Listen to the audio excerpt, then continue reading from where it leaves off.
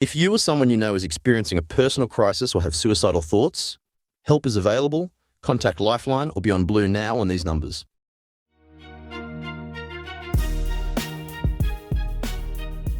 Ladies and gentlemen, welcome to another episode of the BillyJoe Podcast. I'm your host, Joe. And I'm Billy. Thanks for joining us once again for another episode. This one, I think, is going to be a tough one. Actually, I know it's going to be a tough one. 7-8 months ago when Billy and I started this journey, we started it for one thing, and that was for men's mental health. And to raise awareness and let people know that 7 men per day lose their life to self-harm. Our next guest is a young, strong man, and he really shouldn't be here. At his age, he should not be sitting in this chair about to discuss and talk about his loss.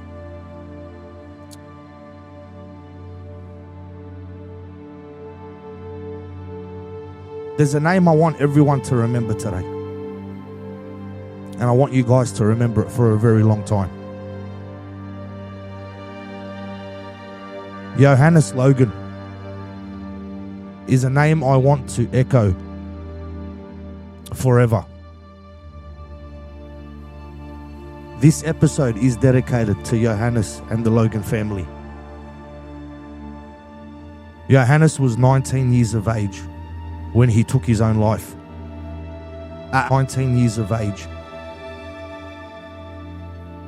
You should be organising with your mates where you're going out on a Saturday night. You should be organising the next boys' trip. You should be getting screamed at by your parents for causing a ruckus at home. But not for the Logan family. I hate to introduce you, but we have to. Luke Braund, thank you for joining us. That's my pleasure. I understand this is your first podcast. Yeah. And I understand you're not a fan of social media. No. And I know this is massive, and I do appreciate you for coming on. Yeah, of course. A disclaimer, I do need to let everyone know that we did ask if Luke could reach out to the Logan family and ask for permission to be able to talk about Johannes and talk about the situation that the family's facing at the moment. And the father, Andrew, amazingly said yes and gave us permission. So I just want to start off by thanking Mr. Logan and Mrs. Logan and the family. Bill, I'll let you take over for a tick, bro. How you doing, bro? Yeah, I'm alright. Haven't been too good, but just getting through life, I guess. Been alright? Yeah. Tough in the air? It's tough, eh? Yeah, of course. Anything like this would be detrimental to anyone's, mental health or just life in general. Yeah, as Joey said, bro, like, being 18 years old, Joey, this was the last thing. We didn't even know what it meant. True? Absolutely. We had no idea. To be honest, I dealt with grief at a young age at 16, but that was just through a tragic accident. But when it comes to what you're going through, mate, it takes a real warrior to deal with it, and the family to deal with it. So kudos to you, my bro. Yeah. For all of you that don't, like, obviously, this is for those that don't know who you are. Introduce yourself, where you're from, what you do, and then we'll get into it. My name is Luke Braund, and I'm from Birchgrove, right next to Balmain. And yeah. How old are you? I'm 19 years old. Yeah. I just turned 19, 10th March. Yeah, this year. Straight out of school? Yeah. Yeah, mad. What school did you go to? I went to St. Joseph's College in Huntersville.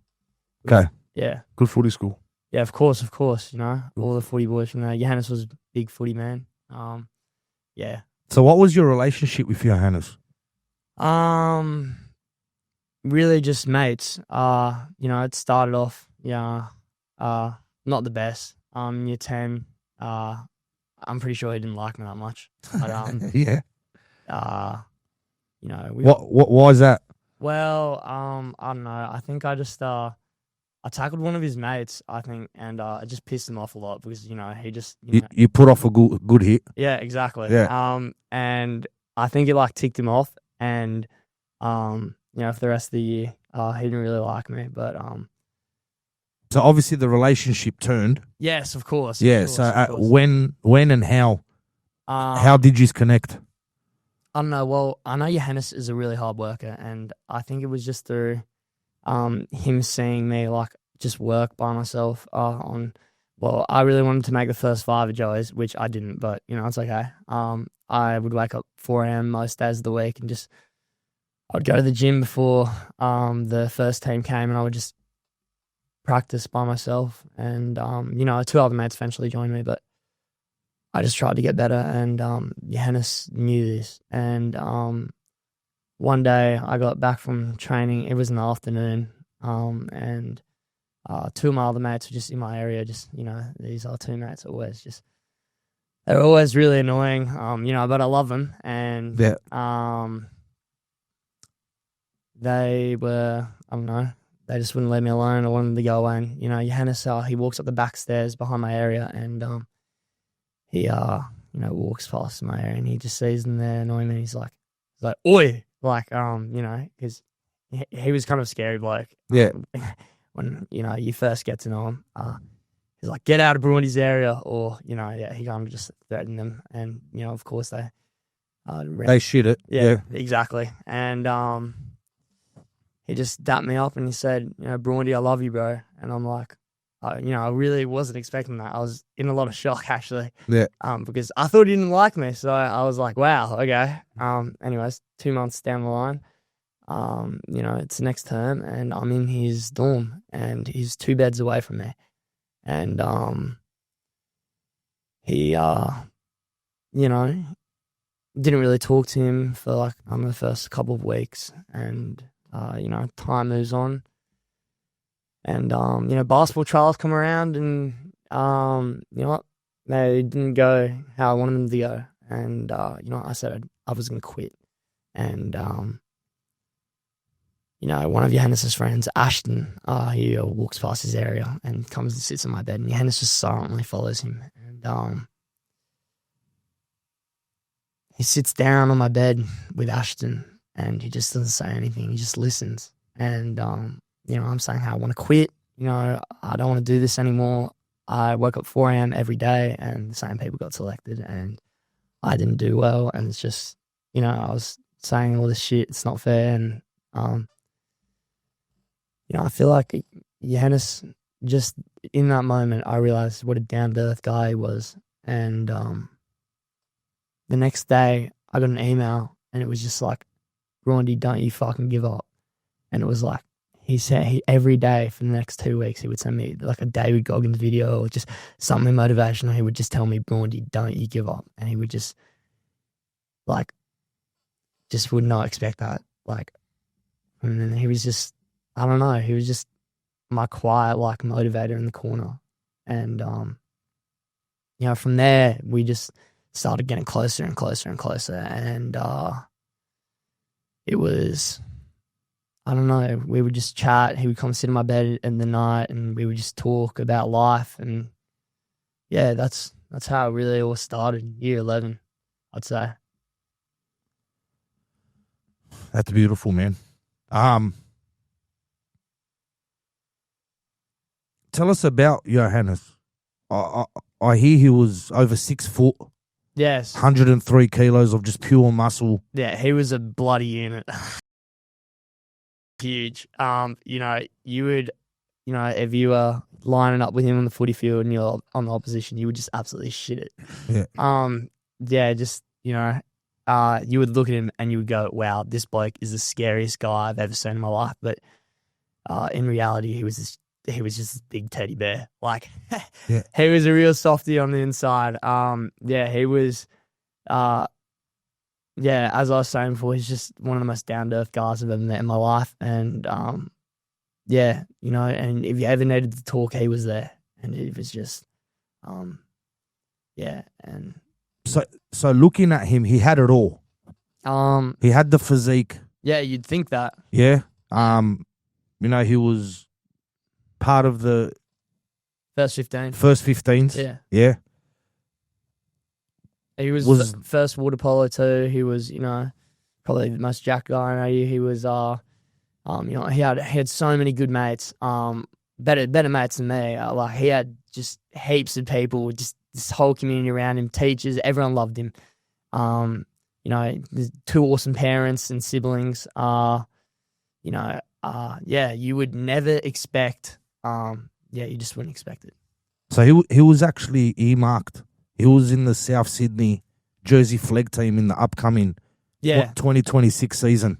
Yeah, you know, I saw him at a pub a couple months ago, and you know, I said to him, I said, can't wait to be putting my multis on you. I just, yeah, just, yeah, yeah, he was. You think, and it's probably going to be a biased opinion, but you think he would have made it? 100%, 1,000,000%. I would put my whole life on the line. He was the hardest working guy I knew, and I'd be willing to bet everything I own that he would have made it. Is that why he came to Sydney? Is that why he came to Sydney for footy? Because he's from the bush, isn't he? Yeah, and I'm not sure personally why he came to Sydney. That's something I never asked him. Okay. But I don't know. Well, he came to Joey, so yeah, I'd assume it was for footy because he played for a team called the AMUs growing up in Orange, and yeah, you know, he's very big on footy. His whole life. He had dreams to play in the NRL. Well, yeah, when the Rabbitohs gave him the shot, yeah, 100%. You know, he said he didn't want to let him down. Yeah, 100%.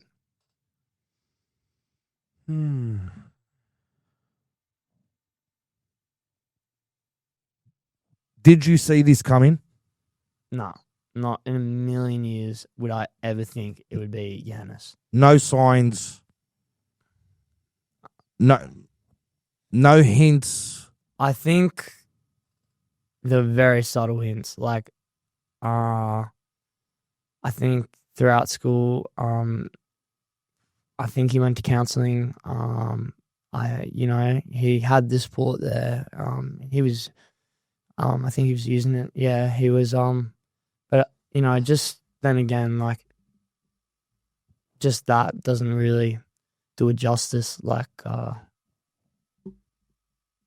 nothing I can think of would really say there was a sign. Like, never came up to you and said, boys, no, I'm going through this. And boys, I'm going through that. Nothing. And the saddest part is, he said, he actually said to me one time, he said, Braundy, if you ever need to talk, you feel like, you know, because I wrote a note up in my press one time, I'm a very hardcore, motivated type of person, and, you know, you obviously shouldn't write stuff like this, but I had like a note saying, you know, kill yourself, and all these other horrible notes in my press. In your what, sorry? In my press. So What's it's like, press? like a locker that you open up and like all your clothes and stuff are in, and, you know, Johannes used to go to my press and eat all my cookies. Okay. Oh, because you were Borders, yeah? Yeah. Okay. And, you know, I had all these notes just trying to like motivate myself. Really, I'd use anything. And, you know, he would, you know, he went to go get some cookies one day and he saw all these notes. And I get back from training and he's sitting on my bed and he's like, Braundy, bro, if you ever feel like that, I'm here for you. Just talk to me. And the fact that he felt, you know, he could put himself there and, you know, I could talk to him, but he didn't feel like it was the other way around. Just, it's kind of like the whole motivation for this 100-kilometer run. Yeah. We'll touch base on the 100K run that you got happening. Yeah. I don't expect you to have the answer, Luke. Mate, you're at tender age of 19 years. Yeah. But I would love to get your input on this, and I don't know why. Why do you think it was so easy for him to be there to help mates like yourself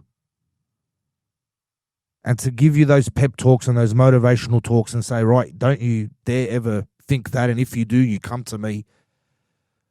Why is it easy for him to do that to help you, but when it comes to him screaming for help, he couldn't do that? Yeah, that's a good question. You know, I feel that there's a lot of people in this world that, you know, they take a look at themselves and they say to themselves that if I'm gone, the world isn't really going to be a worse place. It's not going to be a better place. Does my existence really matter? And, you know, to those people who feel like that, of course it does. And I feel like maybe Johannes felt like that. You know, I can't know what he was thinking, but and I don't know why he could always feel like he just put himself out there for other people and not himself. I'll never know that, and I feel like a lot of people in the Joey's community and just you know, people who knew Johannes in general want to really know that, but I guess I'll never know. Maybe it's because he felt like he wasn't good enough. I don't know. But I know that Johannes, he had a mate close to him that from Orange that took his own life. So, and that definitely affected him. But I can't say for certain I know why. How long ago was that when he lost his friend? I'm not sure. I think it was about a year or something ago. I'm not sure on the details. Sad, bro? It's such a young age. It's just... Remember we spoke about Bill when a father takes his life. Danny said this. Danny Abdullah. When a father takes his life, he's almost giving permission to his son or his kids to do it. You pass it down and it's like, it's okay. It's almost like it's okay. Yeah. Yeah. And I'd hate to think that his friend in Orange, God rest his soul, doing it maybe gave him the permission to say, you know what, I can't deal with this. You know, Billy done it. I can do it. And I always say this, and I want your mates to hear this, Luke. I want everyone your age to hear this.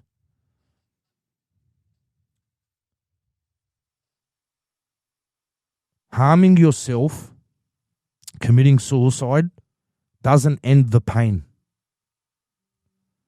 And I don't think anyone is ever going to know what pain Johannes was in.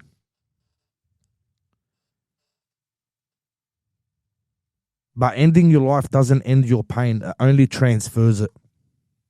I can only imagine what it's doing to Andrew, what it's doing to his mother, Renee. Sorry, his father, Andrew, his mother, Renee, his sister, Abby, and his brother, AJ. That pain now he hasn't got rid of it. He's left that pain to his family. And as someone who has lost close ones to suicide, I can vouch for that. Because for so many years, my cousin transferred that pain onto me. And for so many years, Bill, I blamed myself because I kept looking for that moment. You know, like those times I spoke to him on the phone, he must have told me that he's not doing right. It's my fault. I didn't pick up on it. I didn't hear it. He must have said something. And that guilt I carried for close to 6-7 years. For a young kid to have the world at his feet, but yet feel like he had nothing to live for, is unimaginable. It's unimaginable, man. I guess I've been thinking, Joey, is it, especially with this younger generation, bro. Like obviously we're from an older generation. We're older ducks compared to Luke. Yep, dinosaurs. Yeah, thanks. Thanks, Luke. Thanks, man. Is there something, bro? Is there something? Call me weird, bro. Call me weird.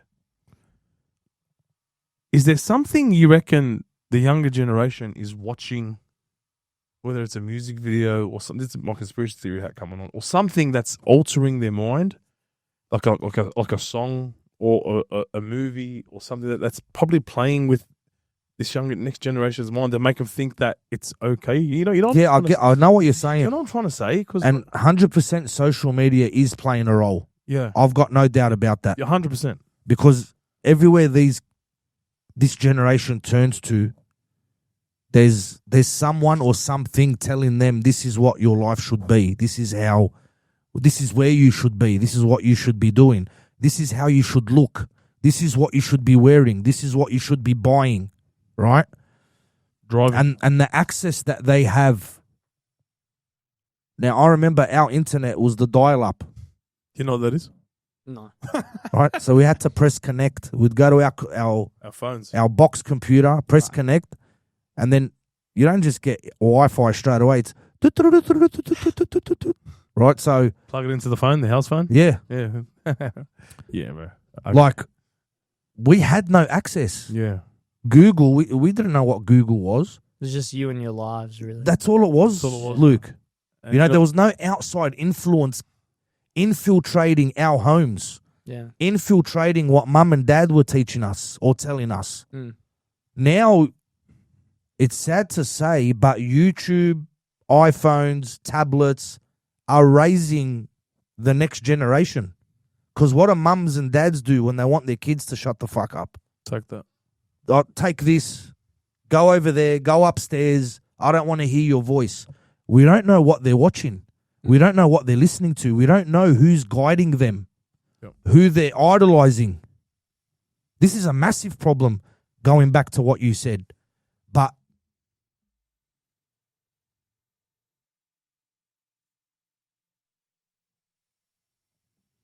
people would have gave anything to have Johannes's height, right? I know I would have, like, playing footy. I was in the centres. Don't worry, Luke. I would have given you a run for your money, man. Right? I played a bit of rep footy. I was a centre, but I never had height, right? Yeah. If I was 6 foot, I always said if I was 6 foot, mate, different ball game. He had his height. He had the athletic build. Every sport he touched, he turned to gold. Water polo, union, rugby league. He could do it all. Yeah. He was a good-looking, strapping young man. 100%. Right? I can't imagine he was getting bullied because he was there. Definitely. He was there to defend you when you were copping a rough trot. Yeah. Right? So he almost was wearing that Superman cape. Always there for his mates, helping him. I don't know why he couldn't help himself. Is it a pride thing? Could it have been, I don't want to show a weakness? Because let me tell you, Luke, and I want your mates to know, mate, it's okay if you cry. You got your mate here, absolute gentleman, Kai. Shout out to Kai. He claims he's Lebanese. I don't believe it. Probably the whitest Lebanese. The whitest Lebanese man I've ever seen, born and raised in Woolwich. I think Dan's more Lebanese than him, bro. Yeah, I think he is. But I want to tell you boys, man, like if you break down to Kai, it's okay, mate. Yeah. You and your mates need to know it's okay to show emotion. It's okay to hurt. It's okay to fail. Yeah. You're not always going to get it right. But this isn't the answer. This isn't the answer. And this country needs help. This is a pandemic. Indeed. COVID is not a pandemic. Yeah. This is a pandemic that's been going on for decades. You know, and people hear that as well, and they just go, you know, they don't really give it a second look until, you know, it happens to them, like, personally. 100%. Yeah. Look, Do you reckon, I don't want to say this is the reason, but I asked you before if he came down for rugby league. Mm. Came down from Orange, I think it is. Yep. If he came here from Orange to Sydney to chase the rugby league dream, I feel like he almost didn't expect, from the way it sounds, he almost didn't expect to sign with Souths, or did he? Was he chasing that dream, the rugby league dream? Yeah, he was chasing the rugby. Oh, so he was. I feel like he believed in himself. Was that his first rep team, or was it always in a system or something? Because I'm going somewhere with this. He was always good at footy. He would have always been in the high end batch or bunch. I just in terms of I don't know. He's got a lot of other Orange mates that would definitely know more about this. But in terms of just footy back at home, and Who was the guy? there's a guy called Angus Cornish who's very close to Johannes. But I'm saying he was the guy back home in footy. He was the gun. He was the. Oh yeah, 100%. Reason why I'm going with this, do you reckon he felt the pressure? Do you reckon he felt the pressure of signing with South Sydney or any NRL club? Oh, like who wouldn't? And like thinking, fuck, almost like an imposter syndrome, which almost like said, fuck, I don't belong here, bro. Like, do you think you felt that, or do you? I don't know, because It's hard to talk on his behalf, but yeah. I know exactly. That's the hardest part. I can't really say, like, I just don't know any reason. Like, it could be, social media, it could be not feeling like he's good enough, but which I definitely thought he was. Which I don't know. It could be like I don't know. Maybe it could have just been feeling alone. Because that's what a lot of those country boys like. I can't really speak on their behalf. It's not really fair for me too, but I'm doing it anyways. I feel like that a lot of them feel alone. They come down to the city, and I don't want the parents to feel bad. Because I know their parents love them just as much as any parents. But coming down here and just like, family, it's just so far away, and it's just. One thing I can tell you is country folk, yeah? Yeah. Family is very tight-knit down in the country. And environment is so much more relaxed. So when you get a young kid and throw him down in the city, and it's all bustle, it's all the hustle, it's, the traffic and... The big smoke. The big smoke, yeah? It can be a slap in the face. It can be so hard, especially if you have to do it on your own. I think that was the biggest thing for Johannes personally. Yeah. I don't think it was really him not feeling like he was good enough, or him like feeling or like social media. I don't think it was and for many others it may be that but in like and I may even be wrong. Like, no one knows that. You don't know. We don't know. Yeah, we don't know. Look, the whole point of this, Luke, is why we're throwing things out there. Because, mate, Dad always had this saying. He used to always say it to me. When something tragic happened, he would say, you know what, mate, the most valuable thing is gone. Right? So, in this instance, it's Johannes. Yeah. He's the most valuable thing that's been lost. 100%. So we can talk to the cows come home, but he ain't coming home. Yep. But why we want to have this discussion, and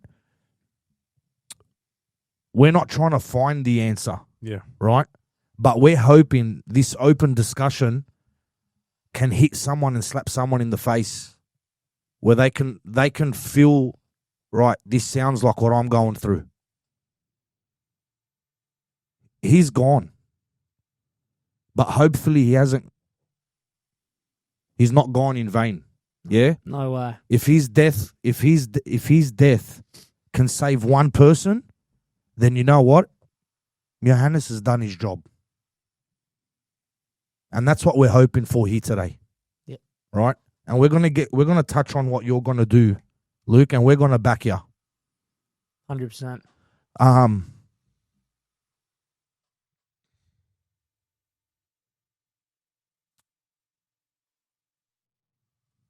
Where were you when you found out? I remember it very clearly. I was sitting in my room, and I was actually on Discord with Kai, and we were having a look at some charts, and I got 3 calls from my little brother, and I'm like, I thought he was just trying to annoy me, as little brothers do. Yeah. And he's like, Luke, do you know? I'm like, no, what? And then he calls me, and the first words that just come out of his mouth is Johannes died. I'm like, I just said, the first thing I said, I was like, let's bullfuck. I was like, I just don't believe you, right? I don't believe you, right? And then that's all I said, and he kept telling me, and I'm like, no, it's not possible. I'm like how? It just doesn't make sense. Yeah, that's how, unfortunately, I found out. And, from my little brother, because, at school, apparently there were teachers breaking down, there were other boys crying, and, and just, Charlie, my little brother, caught wind, and, he rung me, and that's how I found out. What's that done to you? Honestly, nothing really set in until the funeral. When that day happened, it was really like, wow, like he's like not coming back. And the saddest thing is, I was literally meant to be going to the gym with him like in a couple of weeks as well. Like, I messaged him, like me and another mate, we're meant to be going to the gym. We were going to go to the stadium, and we're just going to do a workout. But not anymore. Yeah. So, how are you doing, Luke? Honestly, it's been really hard. Like, I definitely wasn't Johannes' closest mate, but like, he definitely touched like parts of my life that I will remember forever. And sleeping has been hard. Everything has been hard. Just knowing, this guy I went to school with and shared memories with, who'd helped me through tough times, he's not going to be here anymore. And that's hard. That's really hard. Yeah. But I've just been trying to push through it, and yeah, in my own way. I see a lot of you in me, bro. What do you mean? You're 19, yeah? Yeah. I went through something pretty similar. It was sudden, it was tragic. Yeah. It wasn't suicide, but I was 16. One of my mates was killed in a car accident. He was meant to come watch my footy game that day. He didn't end up coming. We went to go to a party that day. He was meant to pick me up. He never came to pick me up. That's another story. It just brought back a lot of memories to me, bro, of just when you get that phone call.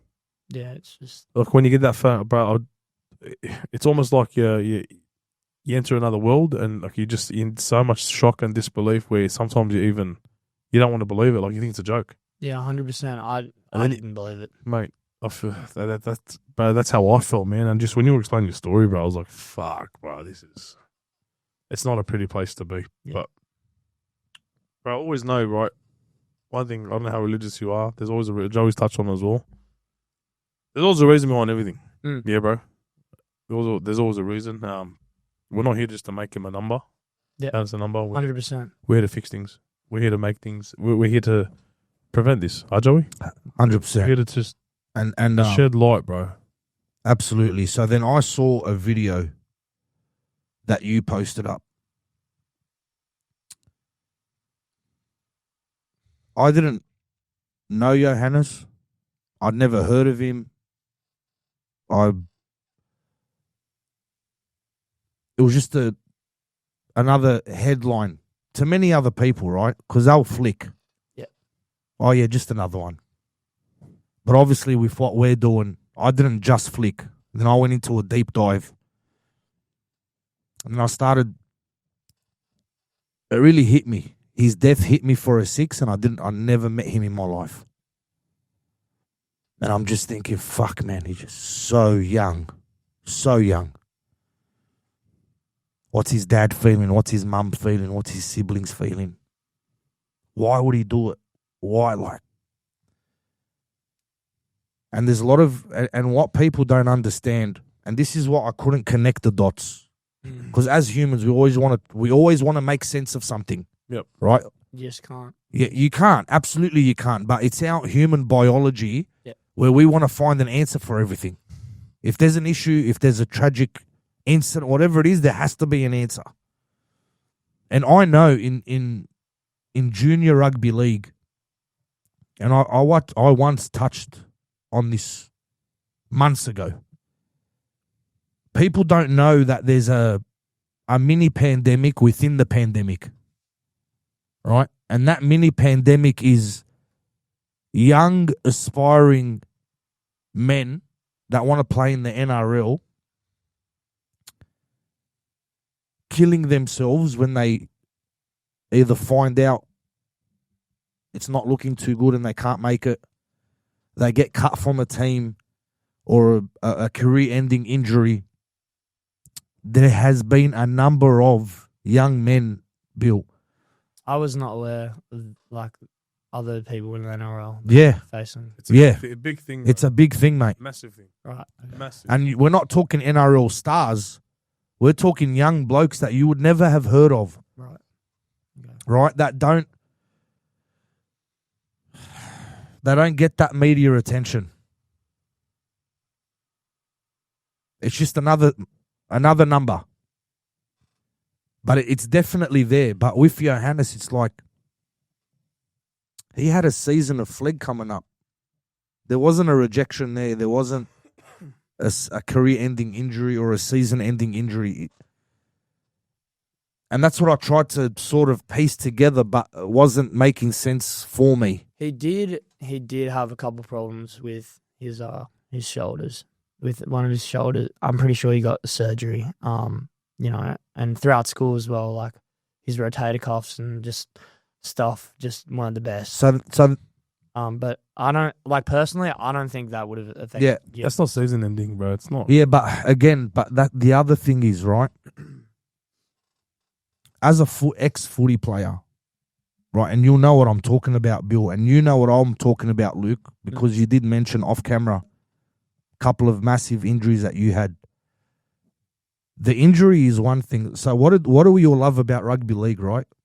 It's the camaraderie, training with the boys. Yeah, of course. You know, going onto that battlefield, playing footy with your mates. Celebrating. You know, celebrating the wins. Being miserable together in the losses.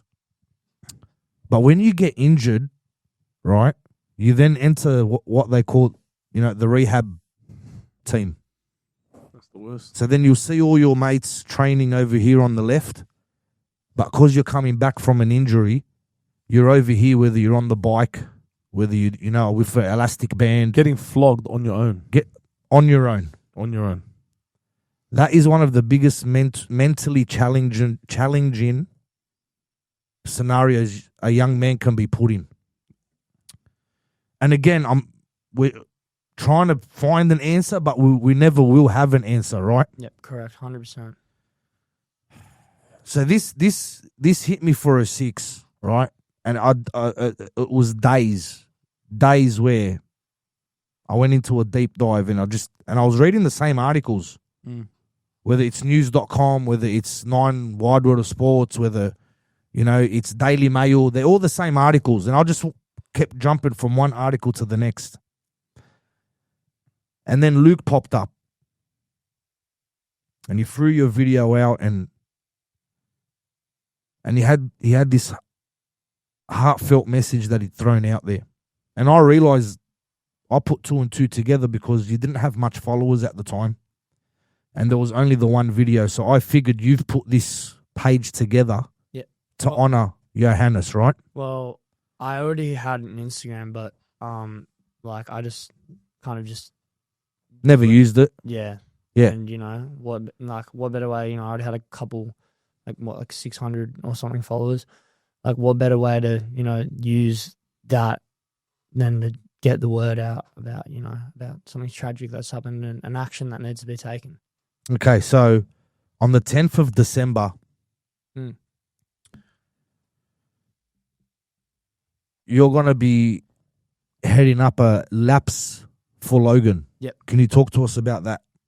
100%. So on the 10th of December, I'm going to be running 100 kilometers for Johannes and men's mental health. And I'm going to do it because, I know the big man upstairs is watching. And yeah, that's it really. I want to raise money for men's mental health because I don't want anything else like this happening to anyone I know or to anyone, anyone ever. Yeah. So what's it entail? I can see exactly why you want to do it, and this is something that I know from what you've told me about Johannes and how he sort of was protecting you like a, somewhat of an older brother. Yeah. He was just also a guy that was just there for a chat always. Like, you could walk into his room and he would just be right there, give you his full attention, like just like that. For the boys. He's just always there for, like, just to... 100%. Always there to help. Like when I stopped, when it was the final term in my dorm with him, we got a year 12, right? And you go on like single rooms.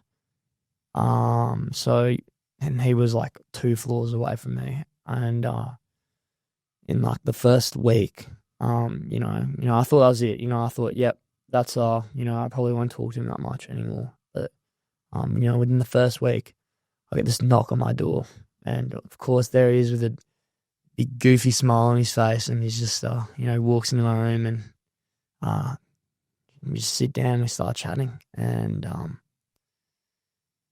then it would be the same way. He just said, "Brandy, if you ever want to come have a talk with me, just come downstairs." And sure enough, I would always come downstairs, and he'd be sitting there on his computer looking at all the first 15 players, never really studying. Like, he's so obsessed with just winning, really, and just wanting to be better, which is so inspiring.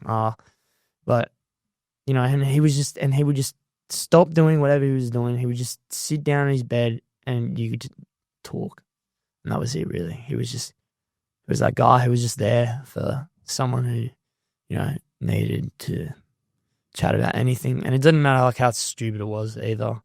Like, it could be about girls. It could be about, just like how life's going. It could be about, it could be about anything. And he would listen because, he was just a really down to earth guy that was there for other people, And coming back to, year 10, I was pretty annoying. Of course, everyone, they didn't, mix and match that well because, everyone's like still trying to kind of find themselves. Figure out who you are. And all that Of stuff, course. I was very annoying in year 10, I'm not gonna lie.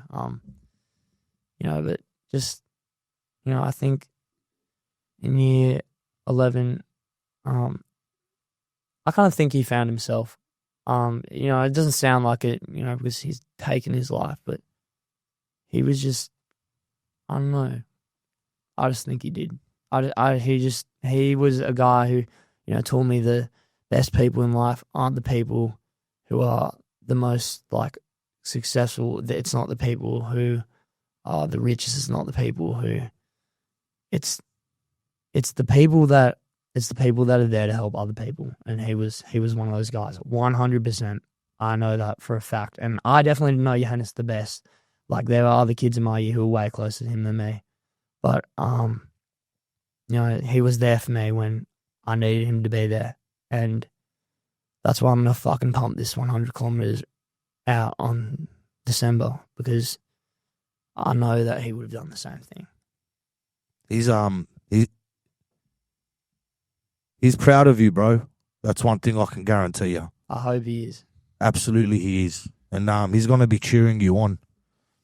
If no one showed up on the day, I would be all right with that, because when I finish that 100 kilometers, which I will, doesn't matter if a shark bites my leg off or something. I know when I cross that line, the threshold of 100 kilometers, I'm just going to break down, and I'm just going to know that he was watching, and that, yeah, I'm going to know that he would have been proud. Yeah, I'm going to do it for him. Talk to us, Luke. So, have you put a team together? Yeah. Where's your starting point? Where's your finishing point? How are you going about this? How long is it going to take? I've actually got another person who's running the whole thing with me. Yeah. Yeah, his name's Nicholas Peters. Awesome guy. I love him. And, he's been training with me. He's been, he lives all the way in Newcastle right now. He's driving down just to do runs with me. He will train up there as well. And so this Friday, actually, we've got it's either 42 or 50 kilometer run coming up. Yeah. And that'll be around the Bay Run. And we're going to just try to smash it. And I don't know how long, around 7 hours, 6 hours, something like that. And training-wise, I put a plan together. I've met up with the Olympic coach for 1,500 and 5K, and just I've met so many helpful people. It's been a bit of a journey so far. So it's proper. You're not just winging it. You're actually training properly. Yeah, 100%. Yep. Nutrition, everything. And so many people have reached out, like trying to help me on Instagram, and so many of the Joey's mums and dads, like they're just trying to help as well. I'm meeting with some people as well. We're gonna try to put some stuff together. Everyone, like, there's too many names to name, but I would want to thank all of them.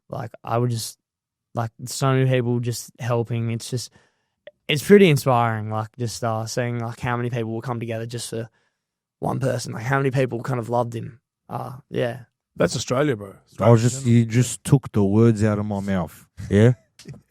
That's Australia, bro. This is us. This is our culture. Yeah. This is what we're about. 100%, bro.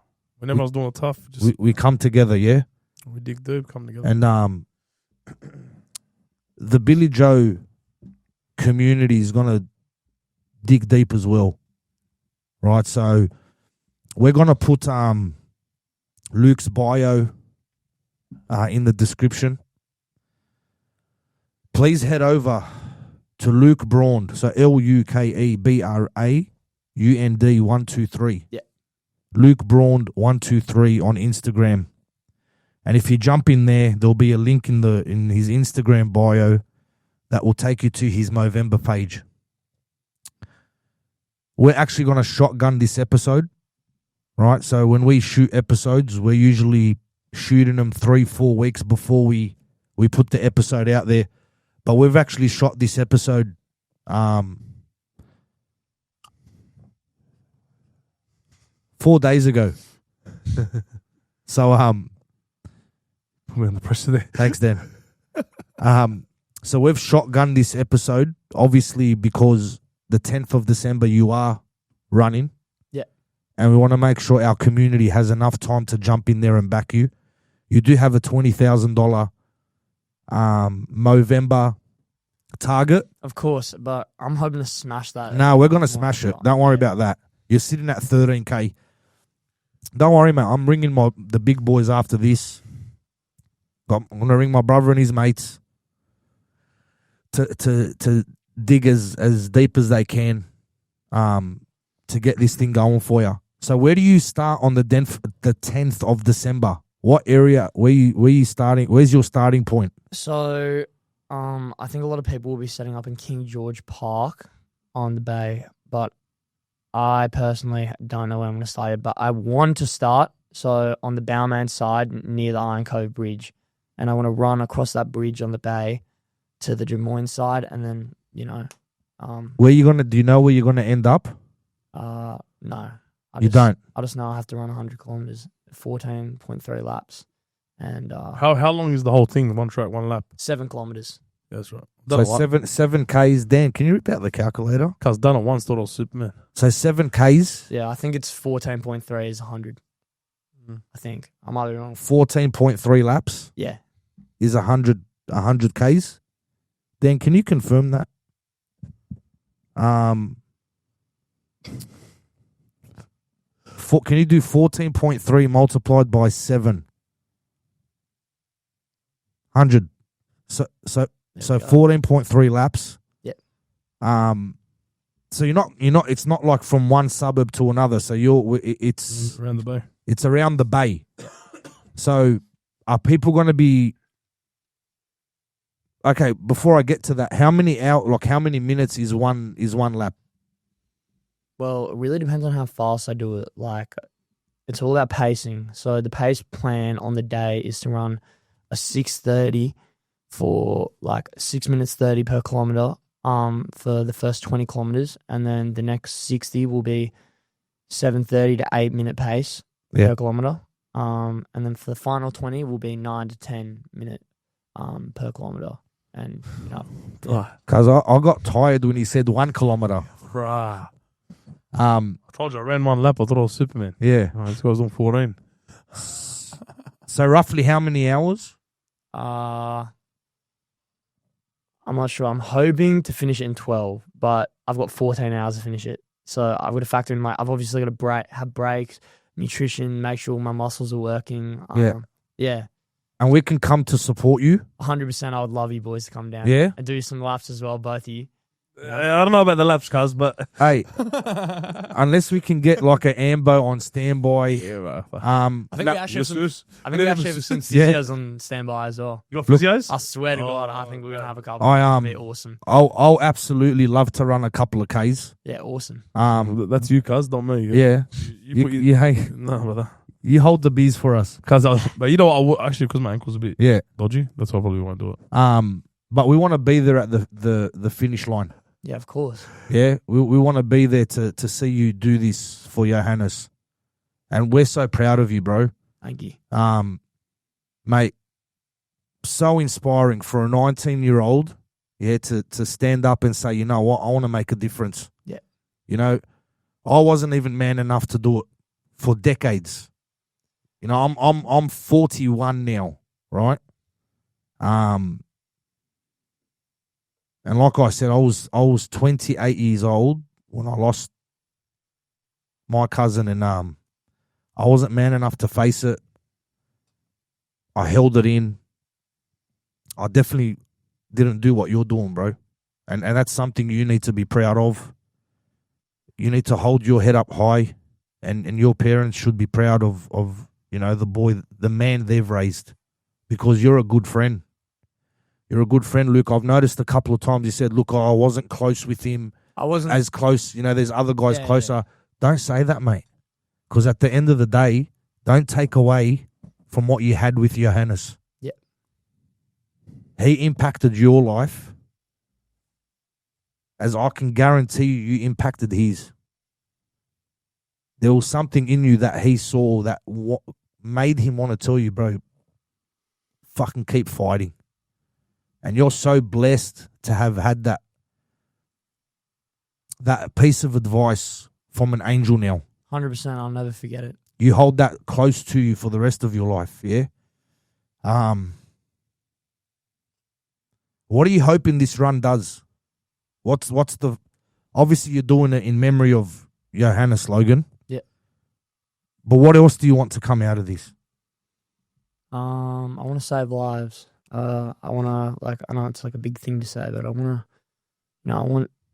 people to come down and join in,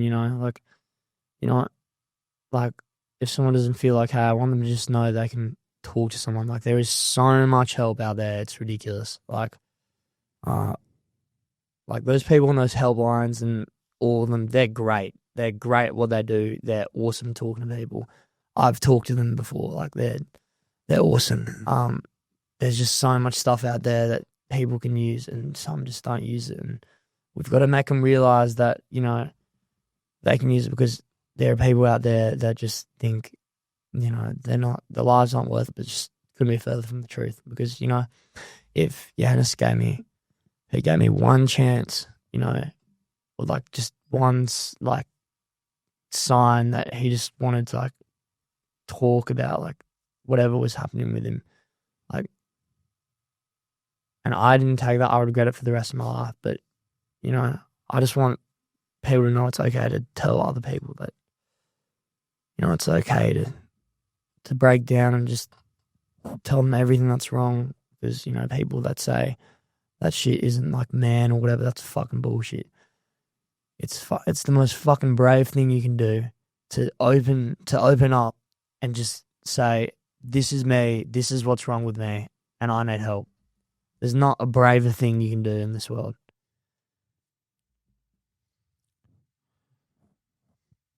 Powerful, bro. Do you think a lot of boys your age have now woken up a bit and just said, you know what? My whole year group. Yeah. Like the Joey's chat, like group chat. It was just, can't believe I'm saying the Joey's chat. They were just all like, they were like, boys, I love you all. If you ever need to reach out to me, I don't care how close we were, just, you know, talk to me. Just all of them just like sending all these messages, like, you know, that like no one cares like how well you knew them. They don't care about it. They just want everyone to be okay. They don't want anything like this to ever happen again. And they just, you know, and that was just so powerful seeing that. For sure, bro. Half these people, they just want a shoulder to lean on. They don't even want an answer. They just want 100%. 90 to 80% of the problem is just if you're just standing there listening to them, bro. Yeah. I've got some awesome mates in Balmain, and you know, I feel like these are kind of like my go-to guys to like talk about stuff with. Yeah. They're always there for me when I want to talk about something. Like, yeah, I'm very lucky to have mates like that are just there for me. Yeah. And Johannes had that as well, and he didn't see it. He like seeing how many people like came to his funeral, like, and even before the funeral, like when they had this like meeting at like the Triple H's in Honolulu, and it was just like after he died, it was like a 4 days after, I think, and just seeing the amount of people that were there was just, it was good, but it was heartbreaking because those are all the people he could have reached out to, and he didn't see that. Like, how do you not see this? Like, it's a cruel sickness to have, bro. I'd like to call it a sickness, man, because it's no one. You must be down you must be like in a big rabbit hole mentally, Joey. Eh? Well, this is why it's called mental health. It's, you know, it's I can't wrap my head around it, bro. 19 years old, bro. I've been sitting here the whole episode just thinking 19, but that's all I've been thinking because I actually can't wrap my head around it, bro. It's still that gap, bro. That gap is prime youth, bro. It's like my cousin bruh. was 31, 32 years of age. Yeah, It's still young. And I thought that was fucking young. But then you hear stories like Charlotte. Fuck. You know, 12 years old. That young boy, 11. Artut or something? Yeah, starts with an A. I don't want to. Name, yeah. I don't want to do him injustice and pronounce it wrong. Yeah, sorry, Dan, cut that out. But something has to change. Something has to change, and who's going to stand up? Who's going to stand up in Parliament and make the fucking ground underneath our feet shake and make a fucking difference? Implement something. Do something. Just one day ain't good enough. Are you okay day? No. Are you okay, and then what? yeah. You ask, are you okay? What if I turn around and say, mate, I'm not okay. I need help.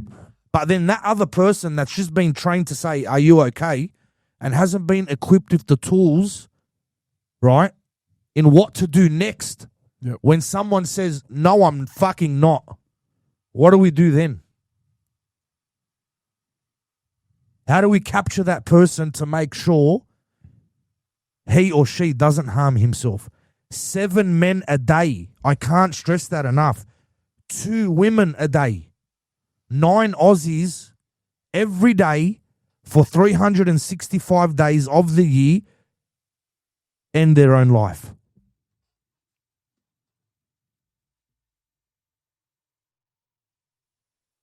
When are we going to lock down the country, right? Lock down the country the way they locked us down in COVID and make sure they fucking get this right. Because I don't think 9 people a day were dying from COVID in Australia.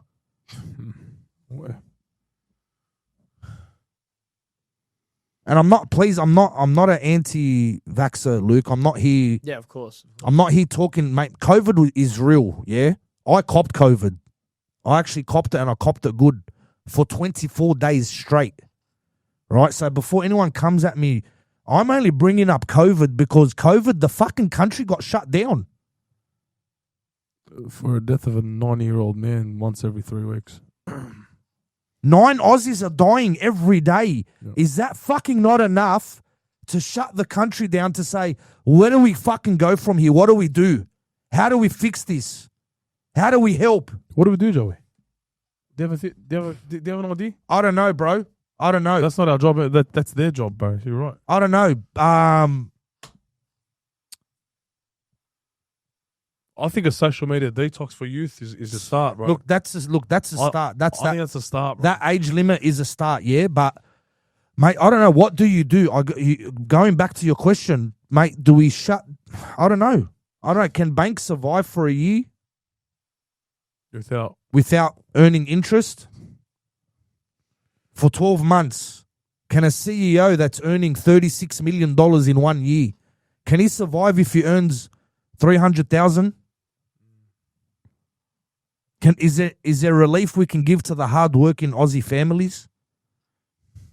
Doesn't make sense. Is there retreats, which is something that we're planning on doing, that aren't medication focused? Can we not go back to basics? Surely if there's a table, right, with 15 wise men and women, right, that can brainstorm something. Sorry, bro, I'm just a lebo from the area. You're asking me what we could do. You rattled off a couple of beautiful. I don't know, but you rattled off a couple of beautiful things, Joseph. Can we not build a team? Instead of having, I don't know. We're doing it, bro. You got an immigration minister. I think, I don't know what it is. It's just people, like, there's the resources there, but people just don't see that connection. Like, they don't see it, and I don't. Oh, they really help them, bro. But like, that's the thing. Is the connection there, Luke? You know,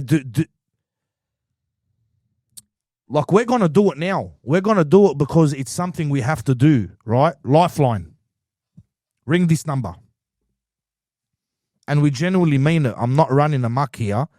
There's help. It's out there. Ring this number. You know, there's the Black Dog Institute. There's Beyond Blue.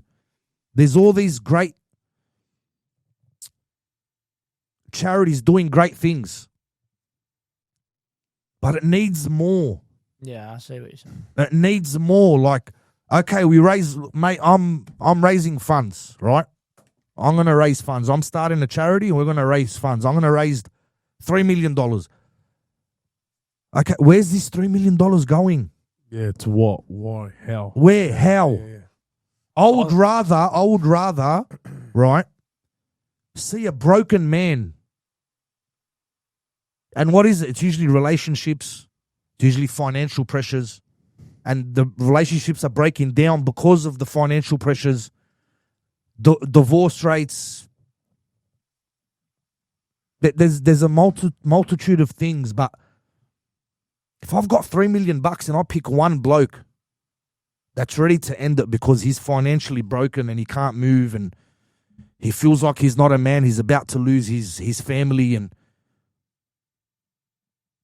if he had half his house paid off, or 5 years of no rent, didn't have to worry about rent, That would definitely help. would that not help one bloke? Fucking earth. 100%. Yeah. So instead of us pumping money to these other countries, yeah? Yeah. Like, and again, mate, I'm a humane guy. I'm for the world. I'm for humanity. But how can we be for humanity if we're not for the Aussies? Why don't we look at our people first? Help your own country first. Instead of sending $1 billion to Ukraine, right, to fund a war, why don't you put $1 billion back into your own people? Why don't you put $1 billion back into the economy? Everywhere we go, there's tax upon tax upon tax. You own a business, right? You own a fruit shop. You own a juice bar. I own a food truck. I buy bananas from him. Yeah? I pay him. He pays tax. Then that tax that he got charged on that banana is now in my property. I'm now in my food truck. I then blend it. I make a smoothie. Someone buys the smoothie from me. That banana that already got taxed now gets taxed again. The same banana. It's the same banana. Then that smoothie that you've bought for me, you go now to your juice bar, right? And you might want to tip it in because I've got a secret recipe, yeah? This is a dumb analogy, by the way. That's great. But then you go tip my secret recipe smoothie into your watermelon juice bar, come up with something else that's bigger and better than mine. You go sell that one. Guess what? That gets taxed. The same banana. Where does the Aussie get relief? I want to jump on the... I live southwest. I want to go to northwest. I jump on the M5. I jump on the M7. M2, M4, whatever the fuck, wherever the fuck I'm going. I want to take... I got to go on 3 highways, yeah? That trip cost me $36. one way. One way. Then it'll cost me $36 the other way. Yes. But don't forget, it's an hour and 15 trek, yeah? So 1 hour 15 that way, 1 hour 15 the other way. Oh, guess what? I've got to fill up petrol. Financial stress. Just there. Where do we get... Like, this is just one aspect. I'm only talking financial now. Can the government not do more? Can they not do more? I don't know, Joe. Anyway, man, that's my... Can I interject for a second? Yeah. So, you see all these billboards, about we want the road toll to be 0 deaths, right? There's billboards everywhere, all the advertising about, speeding kills and all that sort of stuff. Where's the advertising from the government around mental health? Thank you very much. Well done, Dan. Thank you very much, Dan. I appreciate you, bro. And you're a fucking 100% right, because where's that spotlight? Where's that spotlight to say, hey, we have a fucking problem? Shut down the country, shut down the streets. We shut down the city for Mardi Gras because people want to The reason why my theory... celebrate their sexuality. Sorry, Joey. The reason why my theory, Dan, what you said in regards to where's the billboards, where's the sign, is because because we get charged tolls, fines on the road. The government's making money, so they're making it out like they actually give a fuck about our lives, all because we are paying them money, for tolls and fines. You get what I'm trying to say? Yeah. They're not making money on mental health, bro, and I'll call it for what it is. I don't give a fuck. That's why that's all it is, Joey. In my opinion, anyway, bro. I'm sorry. Well, I think that it's because it's not a money maker. They're not putting it as priority, bro. I'm not wrong. It's my theory. I'm not saying it's fact, but I actually hope you are so wrong. I pray to God I'm wrong too. Yeah, I hope you're wrong, because I actually have a bit more faith in my country, in my government, Right. and I hope that that's not the case. I pray to God I'm wrong too, bro. Because I'd like to think they give a fuck. Instead of the Prime Minister standing in front of the people talking about how he's concerned that the teachers have to deal with kids doing 6, 7. That Right. fries my soul, bro. All right, it fries me too, bro. But that's the least. But when my leader of my country is standing in front of a camera and talking about this, like, Yeah. we've got bigger fish to fry, my brother. do we not have bigger fish to fry? Is there not more important things Fucking to fucking talk about? Fucking 100%. oath, bro. Fucking oath. Would it not have been fitting, yeah, for the Prime Minister to stand in front of that fucking camera and say, we just lost a young man. We've just lost another young soul to self-harm. 6, 7. And he's worried about. Oh, that fries me, bro. That fuck. Reach out. 100%. Something needs to be done, Luke. What do you think the Australian government should be like trying to do, like the Prime Minister in general? What do you think, like in terms of men's mental health and just? I could tell you what. Can I? Yeah. Yeah, I can tell you what I think. This is all grassroots, bro. To me, Yeah. Your generation is all. This all begins at the bottom, bro. It's grassroots. Mm. What we touched on before: the iPads, the YouTube, the social media. Fuck it off. Fuck it off. Whether it's for me, you, like no kid under the age, but I don't think 15 should be fucking looking at that, bro. That's number one. The content they watch, the colors they see. I honestly really believe, Joey, these are all have a negative impact on the mind, bro. It creates a chemical imbalance which does this to certain individuals and over a period of time. Fuck it off from a grassroots, bro. Then obviously when they get to a certain age, they can start doing that. I personally think that's 80% of the problem, bro. Then the socials, fuck that off too. They've done that, yeah. Yeah. To Social media, 16s. to 6. Same thing. It's There's so much they can do, Luke. I'm for it, bro. right? As Bill touched on, from a grassroots level, right?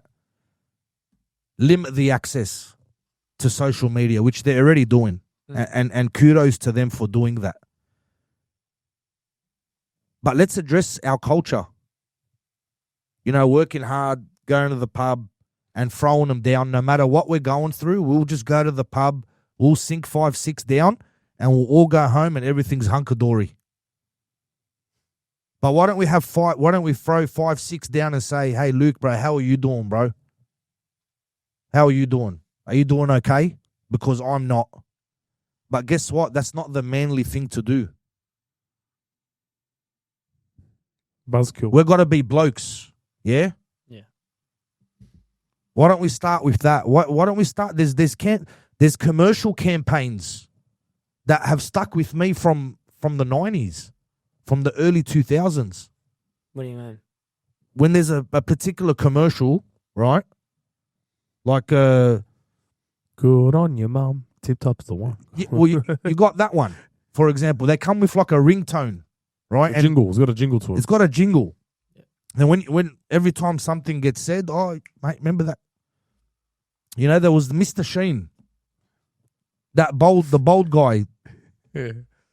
Good days, bro. But yeah. Do something.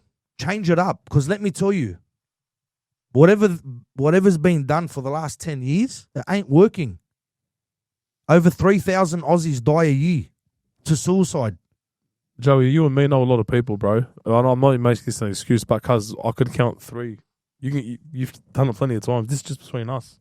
How many people you know that have lost their life to this? We had, you know what I mean, bro? there was a guy. There was a guy last week. There's 6 between us. Last week, just before we recorded our last episode, taking his own life. And but guess what?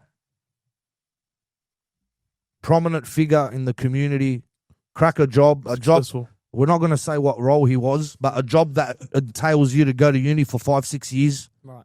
Right. So lived out city living, city living. Yeah, bro. You know, drove the best of the best cars, $250,000 cars. So in his instance, right, I gave an example before, you know, paying a guy's house off. Yep. Right. But in his instance, was it really financial? What was it? Yeah, you just there's a disconnect somewhere. You know, we look at Johannes, like, mate, like we said, superstar, captain of teams, and no matter what he played, he turned to gold, good-looking man, from the outside, and you said it yourself off camera, you said we would never have picked it with Johannes. I don't think anyone would have. No one would have, right? So from the outside looking in, you think he's got everything together, when in fact he doesn't. And I don't want it to be a bashing about government, right? But I'm sorry, they're the one with the power. Yeah, of course. They can do something tomorrow. I'm not saying they can drop the numbers tomorrow, but they've got money, our hard-earned money. Yep. They've got access. They've got powerful people in play. Do something, man. I don't know. I don't have the answer, but do something. I just believe money to other countries and aid. The only time I'm going to help someone financially is when I'm financially doing well. True? Yeah, of course. Right? If I give you $100 million, you're going to help someone? Well, yes. Yeah? If I have $100 million. Then Okay. yes. So, but if you're in $50,000 debt and you're about to lose your rental property, and you're about to get kicked out, Yeah. can you afford to give someone 10 grand? No. Can you afford to give someone $200? No. No. So my point is, why are we spending this money overseas to aid other countries when you can, while we're all sitting here broken, while men are broken, women are broken? Yeah, of course. Of course, like, part of, keeping those, funding those other countries is, all about the government keeping relationships and stuff, stable. But, the Australian people of the country, I think, like you're saying, 100% more important, every man, every woman, every person that takes their life, should be a priority over, obviously maintaining relationships with other countries is very important, but the lives that are being lost here, like The health and well-being of our people is what We get that. We get that. But 100%. anyway, I'm not going to rant on. I could go again. Look, I do want to apologize if I've upset anyone politically. This wasn't a political agenda. This wasn't a crack at our Prime Minister. We back our government. Yep. In any way we can, but when there's a shortfall somewhere, No, it's not acceptable. it's not acceptable, yeah? And I'm sorry, and we can't lose another Johannes, man. We shouldn't. I don't want to be interviewing another 19-year-old kid. And I say that with all due respect, Luke. You're a young, fine man. But I'm sorry, mate. You're not built yet. You don't have the runs on the board. You're not experienced enough to be dealing with something. You shouldn't be dealing with something like this. Yeah. And it's gobsmacking, bro. Gobsmacking. Anyway, Luke, mate, I thank you so much for coming out, my bro. Of course, anytime. You have held yourself so well, man. You should be so proud. As I know, Billy and I are so proud of you, bro. You've got friends for life. When I say you got uncles for life, right? Front all the way, bro. Got my lab uncles for life. That's it. You've got man. you've got Leb uncles now, and you're definitely gonna give you a cracker of a Lebanese barbecue, You ever had that bully before? right? Never. Come on, bro. You've never had So, tabbouleh we'll before. sort it out. Kai. Kai, sort it out, Kai. lad. Yeah. his mum's probably cooked it. Oh, yeah. Has he had Yeah. tabbouleh before? He has. Yeah. Couldn't it- I You have. don't remember this. It's Probably the didn't it's either. the green Parsley. parsley with tomato, Chopped tomato. chopped up tomato, It's like a salad. It's a salad. I can't remember. No? Let me some. mate. Have you had kabinaya? I have no idea. Oh, now you're throwing him off. I'll You're- tell you off camera, You're bro. throwing him off now. Oh, good, my brother. Luke, you've got us for life, my bro. Whatever you need, whatever your mate Kai needs, That goes both ways. whatever your circle you. needs, my man. Anyone from the Joey's community, we're a text message away, bro. Of course. You don't do this life on your own. You don't have to. Right? And I just wish, And you said something so beautiful. And it's funny because I said the same thing. When you go, I just wish Johannes gave me one chance. Yeah, I wish he did. You know, and I wish the same. Because if they gave us that one chance, Luke, we would have pounced on it. Yeah, we would have. We would have made sure they were good, yeah? 100%. I just want everyone out there to know, please give at least one person that chance. Don't do it. Don't do it. Because no matter what it is you're going through, I can promise you there is light at the end of that tunnel. And if you don't give them that chance, like, a person's going to be thinking about it for the rest of their lives. Because I know that I will be and plenty of other people will be as well. So, yeah.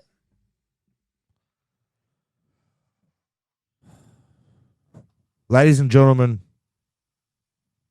this wraps up another episode of the BillyJoe Podcast.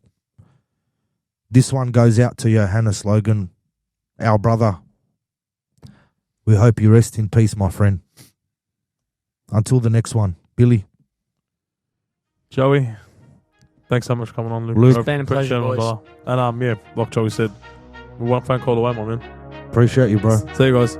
It's Take the care. BillyJoe Cheers, boys. Podcast, where the truth gets told. Stories from the heart, yeah, the vibe is bold. Talking real life, breaking through the pain. Every single episode, a change in the game. Billy and Joe, they bring the real talk. From the struggles and the wins to the late night walks. Voices of the people putting truth on blast. No filters, no masks, just facts that last. They shine a little light when the world feels cold. Conversations raw, turning stories to gold. From mental health battles to the dreams we chase.